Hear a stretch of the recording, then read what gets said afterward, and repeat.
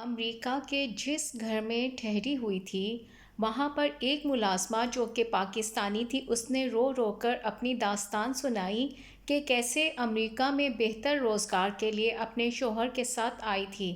لاکھوں کے حساب سے پاکستانی امریکہ میں رہائش پذیر ہیں جو اچھی زندگی گزارنے کے لیے پاکستان سے کوچ کر کے اس ملک میں آباد ہوئے ہیں۔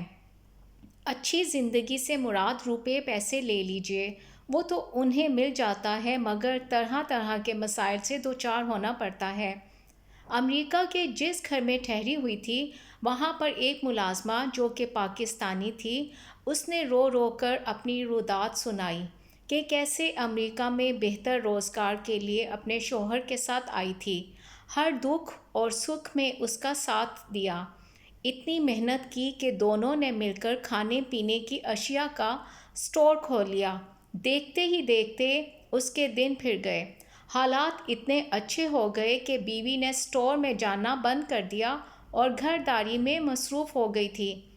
لڑکے جو کہ جوان ہونے کو تھے، اچھے اسکولوں میں پڑھ رہے تھے کہ اچانک میاں کو کیا سوجی کہ اس نے دوسری شادی کر لی، لیکن بیوی کو اس بات کی خبر تک نہ ہونے دی، یہاں تک کہ اس سے طلاق بھی دے دی۔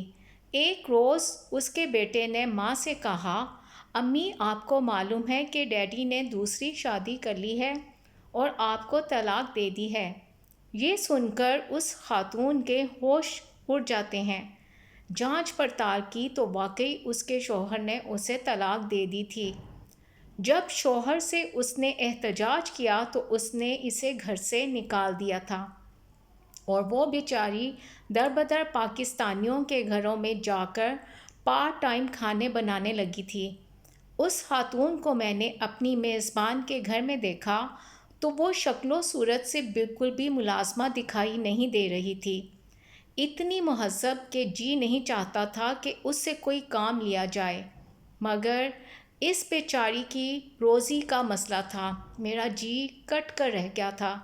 میں نے اس سے پوچھا، جب اس نے دوسری شادی کی تھی تو ہمیں یہاں کی انتظامیہ سے مدد لینی چاہیے تھی، یہاں کے قانون کے مطابق آدھا حصہ ہمیں جانا تھا۔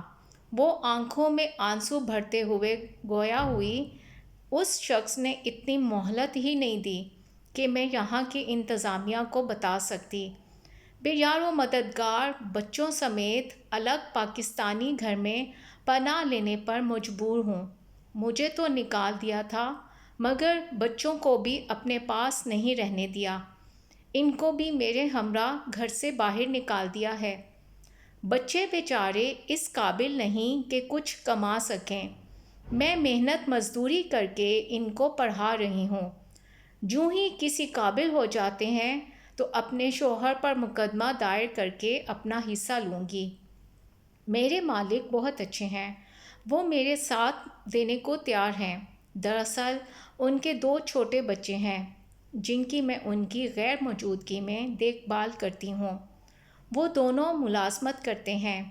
انہوں نے مجھ سے وعدہ کیا ہوا ہے کہ میرا حق دلوا کر رہیں گے۔ ٹھیک ہے، حق تو مل جائے گا مگر شوہر تو ہاتھوں سے نکل گیا ہے۔ واقعی تم ٹھیک کہتی ہو، مگر ایسے شوہر کے پاس رہنے سے علیحدگی ہی اچھی ہے۔ دکھ سکھ میں تم نے ساتھ دیا اور جب اچھے دن آئے وہ خوشحال ہوا تو تم نے نظریں پھیر لیں۔ ایسے لوگوں کو ضرور سزا ملنی چاہیے۔ تم اپنے مالک سے التجا کرتی رہو اور مقدمہ ابھی دائر کرو، پرانی بات ہو گئی ہو سکتا ہے تمہاری سنوائی نہ ہو۔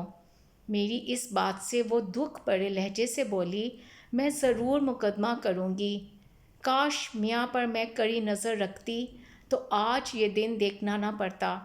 جب سٹور اچھا خاصا چل پڑا تو ایک امریکی عورت نے میرے میاں سے التجا کر کے نوکری حاصل کر لی تھی اور سارا وقت شوہر کے ساتھ کام کرنے لگی تھی۔ نہ جانے چپکے سے انہوں نے شادی رچا لی کہ مجھے کانوں کان خبر تک نہ ہوئی۔ آج میں اپنے برے نصیب کو رو رہی ہوں۔ واپسی وطن کس منہ سے جاؤں، وہاں میری کتنی بے عزتی ہوگی، اس کی دکھ بھری باتوں سے میرا جی کٹ کر رہ گیا تھا۔ وہ عورت مظلوم و مجبور تھی، نہ جانے ایسے کتنی عورتیں مظلوم ہوں گی۔ اس طرح کی اور مزید اخلاقی ویڈیو سننے کے لیے ہمارا چینل سبسکرائب کر دیں۔